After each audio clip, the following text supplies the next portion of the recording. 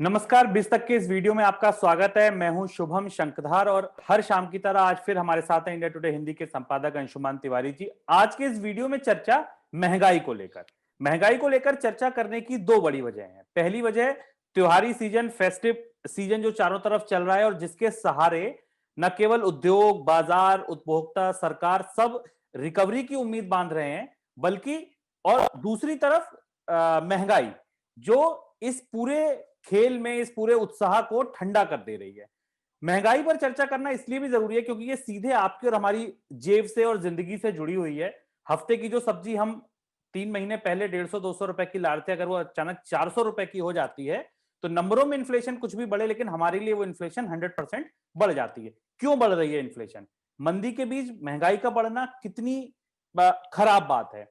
क्या आगे उम्मीद है? आरबीआई क्या करेगी? इस महंगाई का किसानों को, गांव को कितना फायदा है, ये सब हम समझेंगे विस्तार से आज के इस वीडियो में।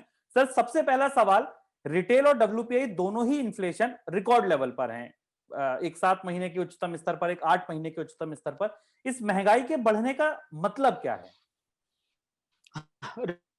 रिटेल इन्फ्लेशन का आंकड़ा ज्यादा चिंताजनक है क्योंकि डब्ल्यूपीआई तो हमने डिफ्लेशन की स्थिति में देखी थी, तो वो तो थोड़ा सा बढ़ने की स्थिति में बेहतर आई। इसका मतलब हमको लगता है कि शायद कंपनियों के लिए थोड़ा मार्जिन बेहतर करने की संभावना है। पर खुदरा महंगाई जिसको कि हम और उसमें भी खास तौर पर जो एग्रीकल्चर और फूड प्रोडक्ट्स की महंगाई, वो अप्रत्याशित रूप से इस मौसम में, जबकि में महंगाई बढ़ने का उतना खतरा नहीं होता क्योंकि नई फसल आने की संभावना होती है। शायद लॉकडाउन के दौरान जो पूरा का पूरा सप्लाई चेन सिस्टम ब्रेक हुआ था, लॉजिस्टिक्स नहीं थे, सामान को मंडियों तक आने की संभावना नहीं थी, किसानों की फसल मंडियों तक नहीं पहुंची, तो बहुत सारी फसल बर्बाद भी हो गई खेतों में पड़े हुए, खासतौर पर फल और सब्जियां। उसका असर हमें बाजार में दिखाई दे रहा है, पहली चीज ये। दूसरी दूसरी बड़ी चीज ये है कि कहीं ना कहीं चूंकि गहरी मंदी रही है, तो जो जो सेलर है या जो विक्रेता है, वो भी कहीं ना कहीं प्रॉफिट बुक करने की या मुनाफा निकालने की कोशिश कर रहा है, क्योंकि बाजार में बिल्कुल मांग नहीं थी। अब मांग आना शुरू हुई है, तो वो मांग का उस जो थोड़ी बहुत मांग हमको दिख रही है, वो ज्यादातर उन उत्पादों में है जो जरूरी खपत के दैनिक उत्पाद है, और वहां पर कीमतें कीमतें बढ़ती दिखाई दे रही,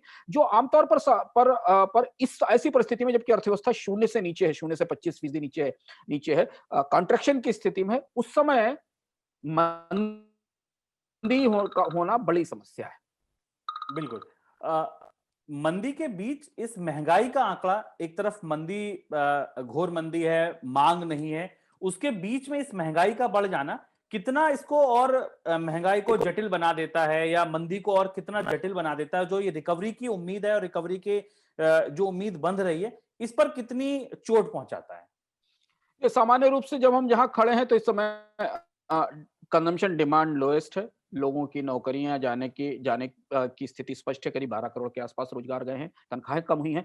तो यदि इस समय थोड़ी बहुत भी खपत आने की कोशिश कर रहे हो या किसी की थोड़ी बहुत खरीदारी या शॉपिंग करने की इच्छा हो, उस समय अगर उसके किचन का एक्सपेंडिचर, उसकी रसोई का खर्च महंगा होता चला जाता है या बढ़ता चला जाता है, तो वो बाकी खपत को प्रभावित करता है। आमतौर पर जब बड़े पैमाने पर लोगों की नौकरियां गई हैं, उनके उनके खर्च घटे हैं, उनकी कमाई घटी है, उस समय महंगाई बढ़ना मंदी से उबरने की कोशिशें या मांग को वापस लाने की कोशिशों में सबसे बड़ा रोड़ा हो सकता है। दूसरी चीज ये है कि सामान्य लोग, भारत में अधिकांश लोगों की तनख्वाहें 20,000 रुपए से नीचे, 20,000 रुपए के आसपास हैं। इनके पूरी खर्च में बड़ा हिस्सा हिस्सा उनके किचन का, फूड एक्सपेंडिचर का है, और इसीलिए जब फूड इन्फ्लेशन डबल डिजिट में पहुंचती दिखाई देती है, तो इसका सीधा असर उनकी बाकी उन खपत पर पड़ता है, जिस खपत की तरफ हम मंदी से उबरने के लिए लोगों को ले जाना चाहते हैं। क्यों कपड़ा खरीदना शुरू करें, वो कंज्यूमर प्रोडक्ट खरीदना शुरू करें, वो मोबाइल खरीदना शुरू करें, या मध्यवर्गीय लोग या मध्यवर्ग, निम्न मध्यम वर्ग या मध्य वर्ग के लोग हैं जो थोड़ी बेहतर खरीदारी करना शुरू करें, वो ऐसी स्थिति में, जबकि उन्हें खरीदारी करनी चाहिए, तब उनका जो दैनिक खर्च है और उसकी लागत बढ़ी हो रही है। दूसरी एक और चीज ये है कि उनकी बचत की पर उनका रिटर्न लगातार घट रहा है, क्योंकि बैंकों में जो रखा हुआ पैसा और उनकी जिंदगी में जीने की लागत है, उसमें भी अंतर अंतर बढ़ रहा है। और तीसरी चीज है कि इस समय जबकि वो भविष्य को लेकर अनिश्चित हैं, उन्हें पता नहीं कि आने वाले समय में परिस्थितियां कैसी होंगी, उस समय वो जब मैं और भी ज्यादा जब उसको रोकने की कोशिश करते हैं, अपने खर्च को नियंत्रित करने की कोशिश करते हैं, उस समय महंगाई सबसे बड़ी स्पॉइलर या सबसे बड़ी समस्या बन जाती है। बन जाती है। आज सर पीएमआई का नंबर आया और ये बताया गया, ये देखा गया कि वो एक दशक में सबसे अच्छा नंबर है मैन्युफैक्चरिंग पीएमआई का। उस नंबर को अंदर से देखें और दूसरा महंगाई की रोशनी में देखें, तो वो नंबर वाकई उत्साहजनक है, या अभी उसमें कुछ ऐसा है जो ज्यादा समझने की जरूरत है? पीएमआई का नंबर आमतौर पर कुछ बड़ी कंपनियों के परचेजिंग मैनेजर्स का इंडेक्स होता है, जिसमें कि उन कंपनियों के परचेजिंग मैनेजर्स कच्चे माल की खरीद के लिए क्या तैयारी करते हैं, उससे जुड़ा हुआ वो आंकड़ा होता है, जो बड़े उद्योगों से जुड़ा हुआ होता है। एक हाई फ्रिक्वेंसी इंडिकेटर है। अगर आप भारत में पीएमआई की ट्रेजेक्टरी का पूरा चार्ट देखने की कोशिश करें पिछले साल 2007-8 से लेकर, तो कभी भी सीधी लाइन में नहीं होता है। वो 50 से नीचे, 50 से ऊपर, 50 से नीचे, 50 से नीचे कॉन्ट्रेक्शन होता है, 50 से ऊपर बढ़ोतरी होती है, उसके बीच घूमता रहता है और पूरी ट्रेजेक्टरी उस तरीके की है। पीएमआई एक हाई फ्रिक्वेंसी डेटा है, हाई फ्रिक्वेंसी नंबर है। ये नंबर ये बता रहा है कि उद्योगों में उत्पादन शुरू हुआ है, क्योंकि उत्पादन बिल्कुल बंद था, तो जहां 50 चीजें शून्य उत्पादन था, वहां 50-100 चीजें बनना शुरू हुई हैं, फैक्ट्रियां चलना शुरू हुई हैं। फैक्ट्रियों को मेंटेन करने के लिए, आप मिनिमम कैपेसिटी पे चलाने के लिए भी कुछ उत्पादन करना जरूरी है। इन्वेंट्रीज को तैयार करना जरूरी है, ताकि अगर आगे डिमांड आए तो उसके लिए तैयारी की जा सके। ये सारी चीजें उसमें रिफ्लेक्ट होती हैं, पर उसमें महंगाई की दृष्टि से एक बात रिफ्लेक्ट होती है, जो हम आंकड़े को भीतर से देखने की कोशिश करें। कंपनियों को मालूम है कि उन्हें वो डिमांड अब नहीं मिलने वाली है किसी भी परिस्थिति में, जो डिमांड उनको पिछले साल 2017-18 में मिल रही थी। उन्हें भी दिख रहा है कि बाजार में खपत कम है, लोगों के पास खर्च करने की क्षमता नहीं है, उनकी इच्छा नहीं है, तो कीमतों पर एक दबाव बनता दिखाई दे रहा है। और चूंकि बाजार में पूरी की पूरी अंतर्धारणा या पूरी का पूरा अंडरटोन महंगाई बढ़ने का है, और ये बात इसलिए मैं कह रहा हूं क्योंकि इस बात का संकेत रिजर्व बैंक ने अक्टूबर में जो अपनी मॉनेटरी पॉलिसी के साथ जो कंज्यूमर कॉन्फिडेंस सर्वे भी किया था, उसमें भी ये बताया था कि उपभोक्ताओं को भी अगले 3 से 6 महीने तक भारत में महंगाई बढ़ने की आशंका है।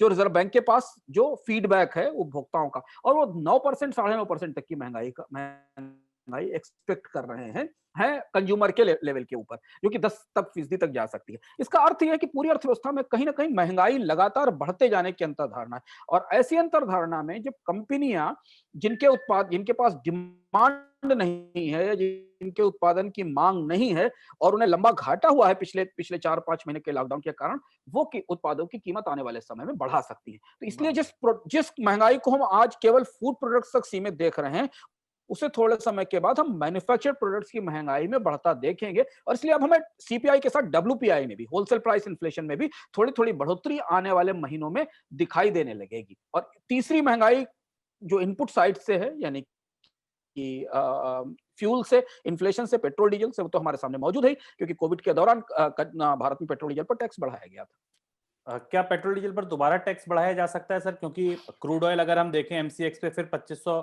रुपए के आसपास ट्रेड कर रहा है, एक आज 3.5% गिरकर काम कर रहा है। पिछले एक हफ्ते में कीमतें बहुत ज्यादा तेजी से टूटी हैं। आपको लगता है फिर एक बार सरकार यहाँ पर टैक्सेस बढ़ा सकती है? इस बात की चर्चा लगातार है, आज सुबह से, बल्कि 2-3 दिन से इस बात की संभावना है कि वित्त मंत्रालय शायद, क्योंकि घाटे बराबर काफी गहरे हैं, जीएसटी का कलेक्शन पूरी तरह टूटा हुआ है, जिस कलेक्शन की बात अक्टूबर में की जा रही है, उसमें इनपुट टैक्स क्रेडिट की वापसी शामिल नहीं है। अगर उसे बाहर निकाल दिया जाए और पिछले 2 महीनों का जो कंसोलिडेटेड और रेवेन्यू है उसको किनारे कर दिया जाए, तो भारत की डिमांड या प्रोडक्शन जीएसटी में बढ़ोतरी को सपोर्ट नहीं करता ना, दिखता नहीं है। तो इसलिए कच्चे तेल की कीमतें घटने का मतलब है कि सरकार के पास एक बार फिर रास्ता है, कीमतें बढ़ाने का मौका है और रास्ता है। और यहाँ भी वही बात है कि डिमांड बढ़ना शुरू होगी, क्योंकि अर्थव्यवस्था खुल रही है, लोगों ने घर से निकलना शुरू किया है, ट्रक सड़क पर आने लगे हैं, लोग पेट्रोल डीजल भरवा के काम पे जाने लगे हैं। ऐसी परिस्थिति में बढ़ती डिमांड में सरकार भी मौका नहीं चूकेगी। जैसे निजी कंपनियां जो भी थोड़ी बहुत डिमांड आएगी उससे कीमत बढ़ाकर उससे अपना घाटा भरने की कोशिश करेंगी। पेट्रोल डीजल की बढ़ती डिमांड के साथ सरकार उसके ऊपर टैक्स बढ़ाकर बेहतर रेवेन्यू की कोशिश करेगी। और यही स्थिति हम बिजली दरों में भी आने वाले समय में देख सकते हैं। केवल यही नहीं, क्योंकि जैसे जैसे बिजली की डिमांड बढ़ना शुरू होगी, आप देखेंगे कि राज्यों की बिजली बोर्ड भी अपना घाटा पूरा करने के लिए कीमतें बढ़ाएंगे। और यही हमारी पूरी आर्थिक नीति और व्यवस्था का दुष्चक्र है कि जैसे ही मांग बढ़ना शुरू होती है, महंगाई बढ़ाने वाले कारक दौड़ पड़ते हैं उसको रोकने के लिए। और हम आज ऐसी स्थिति में जहां मंदी में है, नेगेटिव में, क्योंकि मार्जिन बहुत कम है भारतीय धंधे में, कारोबार में, चाहे सरकार का काम हो या प्राइवेट सेक्टर का काम हो।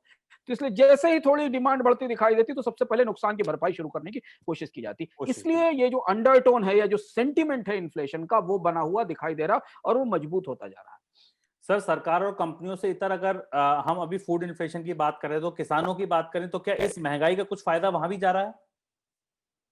सीजनल महंगाई का फायदा किसानों को नहीं मिलता है और अभी इस समय एक असमंजस की स्थिति बनी हुई है। खरीफ की जो फसलें आने वाली हैं उनकी जो बाजार में मूल्य है, जो मंडियों में कीमत है, जो सूचना हमारे पास आ रही है, वो एमएसपी से काफी नीचे नीचे है। यानी कि जिस कीमत पर एमएसपी घोषित किया गया था उससे कम कीमत पर उन्हें सामान बेचना पड़ रहा है।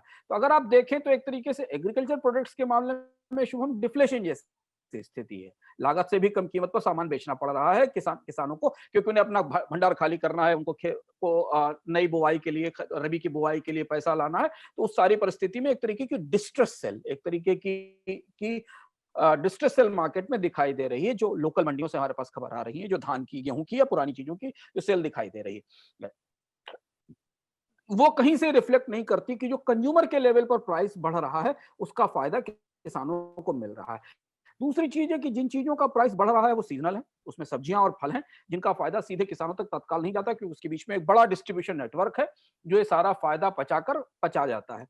तीसरी एक महत्वपूर्ण बात यह है कि अभी सरकार की सबसे बड़ी दुविधा इस समय यह है कि अभी सरकार ने कानून बदला है, जिस कानून में वो आवश्यक वस्तु अधिनियम के तहत उसने दाल, तेल और सब्जियां, आलू, प्याज तक को बाहर कर दिया, यानी उनकी स्टॉक लिमिट्स खत्म कर दी और कहा गया कि युद्ध की परिस्थिति में ही केंद्र सरकार उसका इस्तेमाल करेगी। और जैसे ही वो कानून बदला गया है वैसे ही महंगाई ऊपर बढ़ने लगी है और स्टॉक लिमिट्स तो है नहीं। तो अभी बड़ी दुविधा है कि अगर सरकार चाहे और इंटरवीन करके किसानों को बेहतर कीमत दिलवाने की कोशिश करे या उपभोक्ताओं के स्तर पर महंगाई को कम करने की कोशिश करे तो वो करेगी कैसे, क्योंकि जो रास्ता था वो तो बंद हो गया है। और इसलिए हमें दिखता है कि राज्य सरकारें या केंद्र सरकारें तत्काल प्याज और आलू की महंगाई को रोकने के लिए कोई सीधा दखल बाजार में नहीं कर सकती। बिल्कुल। आखिरी सवाल सर, आरबीआई के नजरिए से, आरबीआई ने ये उम्मीद जताई है कि दिसंबर के बाद से इन्फ्लेशन ईज आउट हो सकती है, जिसके बाद ब्याज दरों में कटौती की जो और गुंजाइश है उसको भी इस्तेमाल किया जा सकता है और कटौती की जा सकती है। क्या आपको लगता है कि अगले महीने दिवाली के बाद से या दिसंबर से ये इन्फ्लेशन, जो रिटेल इन्फ्लेशन 7.5% के आसपास है, ये नीचे आने लगेगी? अगर आप एग्रीकल्चर साइड से शुभम देखो तो मुझे लगता है कि फूड इन्फ्लेशन में कमी आएगी, क्योंकि एक तो खरीफ की फसल बाजार में आना शुरू हो गई है, थोड़ी रफ्तार और तेज हो जाएगी तो कीमतें आमतौर पर कम से कम थोक बाजार में तो कीमतें घटी जाएंगी। और अगर आप थोक बाजार अभी भी देखो तो वो फसलों की जो कीमत दे रहा है वो एमएसपी से नीचे है, तो किसानों के लिहाज से तो नुकसान की परिस्थिति है और इन्फ्लेशन की स्थिति है। लेकिन यहाँ एक दूसरा रिस्क ये है कि जब तक हम फूड इन्फ्लेशन को कंट्रोल होता देखेंगे तब तक जो बात हम पहले चर्चा कर चुके हैं, मैन्युफैक्चर्ड इन्फ्लेशन उसकी जगह लेना शुरू कर देंगे, क्योंकि कंपनियां कार की कीमतें बढ़ा देंगी, फूड प्रोडक्ट्स की कीमतें बढ़ा देंगी, प्रोसेस फूड की कीमतें बढ़ा देंगी, क्योंकि उनको जो नुकसान है वो कैसे भरपाई करेंगी। भरपाई के दो ही तरीके हैं बाजार में, या तो मांग बढ़े और बड़े पैमाने पर बिक्री हो जिससे कि नुकसान हो, या फिर वो कीमतें बढ़ाकर नुकसान बढ़े। तो कंपनियां जितनी कारें पिछले साल या सामान या कंज्यूमर प्रोडक्ट्स या ब्राउन गुड्स जो पिछले साल बेच रही थी वो इस साल बिकने की उम्मीद नहीं है, तो वहां मैन्युफैक्चर्ड प्रोडक्ट्स की इन्फ्लेशन अपनी जगह ले लेगी। दूसरा, एनर्जी इन्फ्लेशन का रिस्क हमें दिखाई दे रहा है, क्योंकि सर पेट्रोल डीजल की कीमतें बढ़ाने की संभावना है और बिजली की दरें भी बढ़ने की संभावना है। तो इसलिए महंगाई की दृष्टि से फूड इन्फ्लेशन भले ही कम हो जाए, बाकी जो कोर इन्फ्लेशन है उसमें बढ़ोतरी की संभावना है। और वो बढ़ोतरी शायद इसलिए भी होगी क्योंकि कंपनियों को अपने मार्जिन्स भी थोड़े मेंटेन करने की जरूरत है आने वाले समय के लिए। तो दिसंबर तक के बाद तो नहीं, हमको लगता है जनवरी या फरवरी तक भारत में ये स्थिति बन पाएगी कि महंगाई का कोई परिदृश्य स्पष्ट हो पाएगा। लेकिन अगर आरबीआई के कंफर्ट लेवल से ऊपर है महंगाई, जो अभी दिख रही है और कुछ समय तक रहने वाली है, तो शायद ब्याज दरों में कोई कमी, तत्काल बड़ी कटौती होने की गुंजाइश नहीं है। और वैसे भी व्यवहारिक रूप से भी ब्याज दरों में कटौती के बाद भी बैंकों ने ना तो उसे पास ऑन किया है, और अभी क्रेडिट की ग्रोथ रेट के जो अभी आंकड़े हमारे पास आए हैं अक्टूबर के भी, वो भी कोई बहुत ज्यादा उत्साह नहीं जगाते हैं। बाजार में क्रेडिट की मांग नहीं है, कर्ज की मांग नहीं है, और लोग कर्ज उठा नहीं रहे हैं। तो ये वो जो दुष्चक्र है कम मांग, कम खपत और कर्ज ना लेने का, वो अभी मौजूद है। उसे तोड़ने के बाद ही चीजें शायद सामान्य हो पाएंगी। बिल्कुल। यानी कि इस बार आपके त्योहार, हमारे त्योहार निश्चित तौर पर इस महंगाई के बीच ही मनने हैं। इस वीडियो में फिलहाल इतना ही। कल फिर जुड़ेंगे आपके साथ किसी नए मुद्दे को लेकर। तब तक के लिए शुक्रिया।